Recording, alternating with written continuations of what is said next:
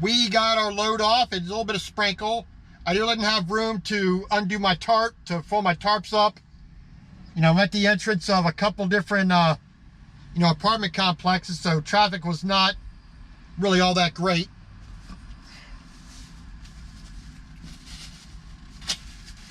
So I came right up the street here to the local Walmart.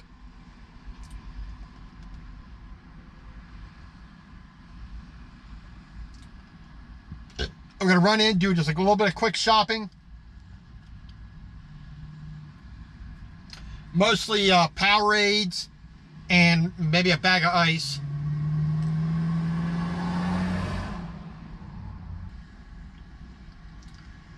So let's see, last week, 2,108 miles.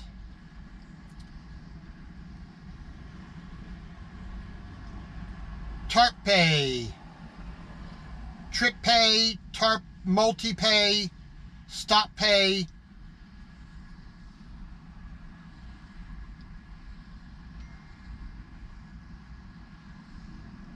Let's see, I got 30% going into my 401k, so I put almost $400 in. Not too shabby.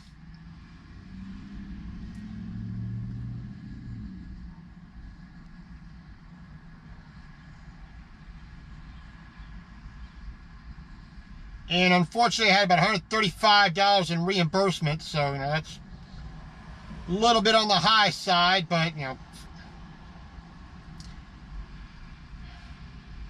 So Hayden, Arizona to Amarillo, Texas, Olney, Texas to Wooddale, Illinois. Then I picked this load up that I just completed, Wooddale, Illinois, down here to you know, Wisconsin, up to, from Illinois up to Wisconsin, Wisconsin down to South Carolina. So that, you know, that's almost 1,000 miles, right? That's about close to 1,000 miles right there. So wasn't too bad. Wasn't too bad. I mean, I wish it was, you know, 3,100 miles for the week, but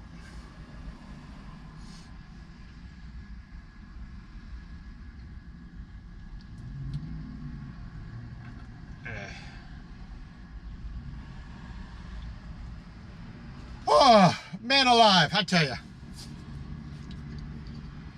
So like I said, we're going to go in real quick, do a quick little bit of shopping. We had almost a full 14-hour day available to us today. I mean, a full 11 hours available today. So I still have 11 or 10 and a half hours of drive time. And I have 11 hours and 24 minutes on my 14 and 11 hours and 3 minutes on my 70 for the week. Tomorrow, I pick up 9 hours and 52 minutes, which is Friday. Saturday, I pick up 17 hours and 14 minutes. Sunday, I pick up 7 hours and 59 minutes. So, you know, not too bad. I can make do with what, you know, with that. I'll turn that around here so you can see my ugly face.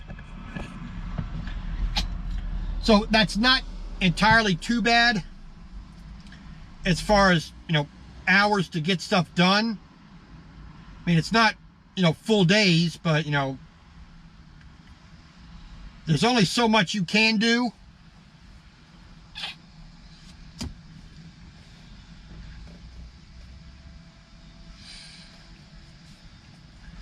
You know, so, you know, I just make do with what I got. You know, as long as the load, you know, is the right distance, delivering on the right day, it won't be too much of a problem. You know, it'll be,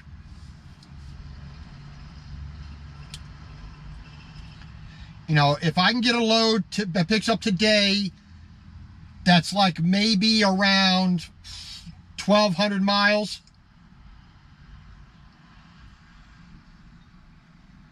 At, you know, around the maximum of 1,200 miles, you know, because I got all day Friday, Saturday, and Sunday I can drive. You know, granted, pick up 9 hours, 7 hours, and 7 hours. You know, I don't have full days that I can do anything. I really only have 8 hours, 6 hours, 6 hours to do anything with. So 6 hours is roughly 300 miles. 9 hours is just about 400 odd miles, 450 miles. So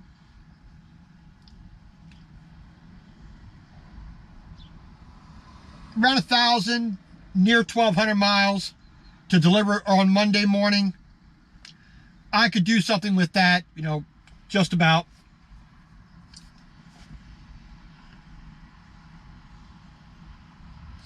But other than that, you know, it's not too, it's just a matter of watching the hours with the distance I have to go, what I can do on what day. So, you know, they just have to be mindful of that, you know.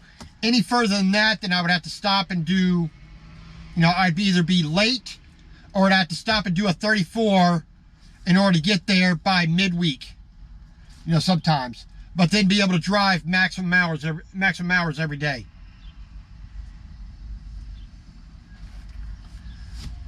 All right, so my last load I just dropped off. I got to put this FedEx thing in there with the 2 checks I picked up for delivery. It's a COD order, so you know, got to do that.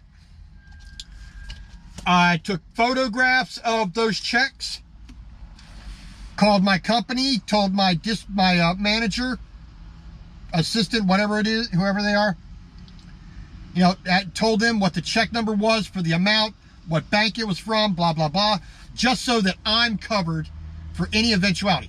We didn't get the checks. Your guy stole our checks. No. Here's what happened. I took pictures of the checks. I'm going to take a picture of the envelope with the address that's on here. I'm not going to show you the address. You know, it's pre-labeled. So when I get to the truck stop, I'm going to just go throw it in the FedEx box. I'm going to take a video of me putting it into the box. Date stamp, location stamp it, document it out 10 ways to Sunday. That way there's never a problem. It's always a case of CYA. Cover your, we know what that means. So, you know, this particular trip is taken care of. Loads off, they're satisfied, they signed the paperwork, they said everything was okay, bang. So, now I'm gonna go in and do just a little bit of shopping. All right. And then I'm gonna head up to, I think I'm gonna head up to the Pilot off of I-85 in Gaffney, which is not too far away. It's like 20 miles away at the most. So head over there after I do the shopping. If I don't have a load by then, you know, by the time I come out of shopping, then I will, then I'll head down to Gaffney, park it there, and see what's what. I might be meeting a fellow YouTuber down there and fellow truck driver.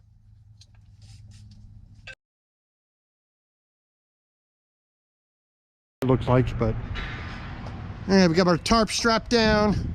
We'll fold them up later. Blah blah blah blah. This place called Konnichiwa, and Konnichiwa is basically good afternoon. And when used really informally, it just means hello during the daytime. You know, okay, so you have Ohayo gozaimasu, which is good morning. And then, you know, when you're just being informal, you just say Ohio. When you're being really formal, you say Ohio gozaimashita. You know, just, yeah. All right. Then during the daytime, you say konnichiwa.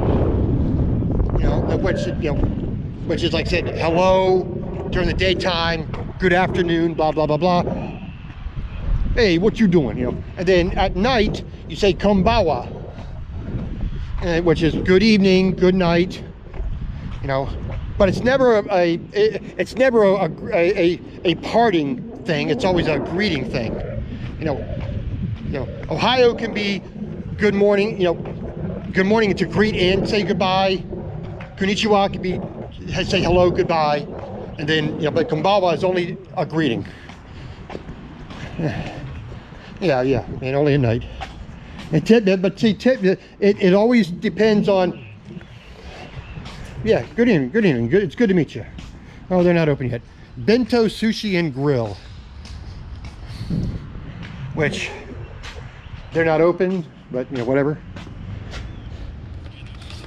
Boiling Spring, it's really difficult for me, like I said, growing up in Japan like I did, finding a Japanese restaurant that actually has Japanese owners, cooks, and clientele. It's always fun. It's always a tough thing. On I-85, because they still haven't sent me a new load yet, so whatever.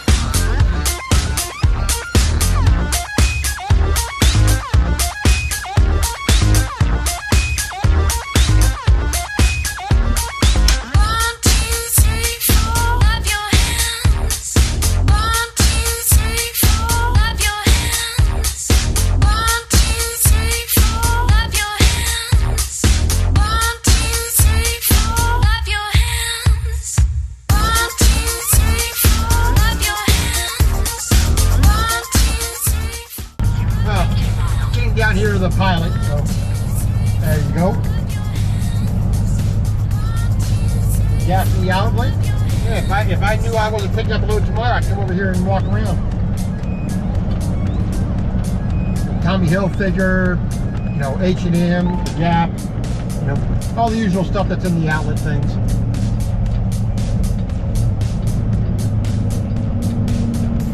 Alright.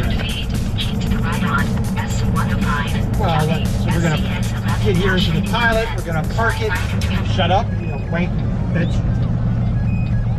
And like I said, if I don't have a load today, I don't pick up tomorrow, I'll be eating in the old granddaddy's barbecue.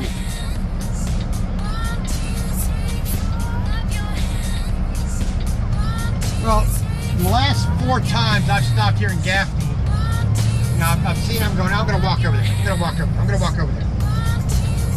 Yeah, it kind of didn't happen. Well, I mean, I gotta get out of the truck, walk around the QT,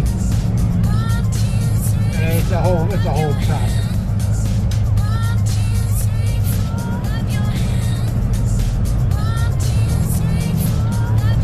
Here. Tearing up the old chicken. Who's the mother of this chicken? You're angry with it. You're getting Michael Jackson angry with your crotch. Oh! Oh! Oh! you ever see that Family Guy thing where they talk about, you know, about Michael Jackson abusing his crotch? You know, he grabs it. Well, he grabs it. Then he punches it. Then he's hitting it with a baseball bat. Then a chainsaw, then a machine gun. It's like, really? Oh, thank you. Then he stops singing. He says, "Thank you." Are you sure it's an ass, not just a mule?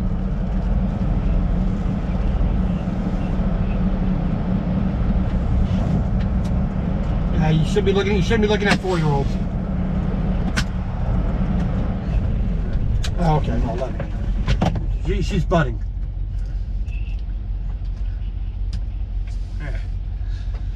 All right, we are at the old pilot. So we are going to sit here and wait for a load, if possible, today. Hold a second. All right. And, you know, waiting for a load here tomorrow. Well, hopefully today, but who knows? You know, we're just gonna sit here until we gotta leave, and if you know,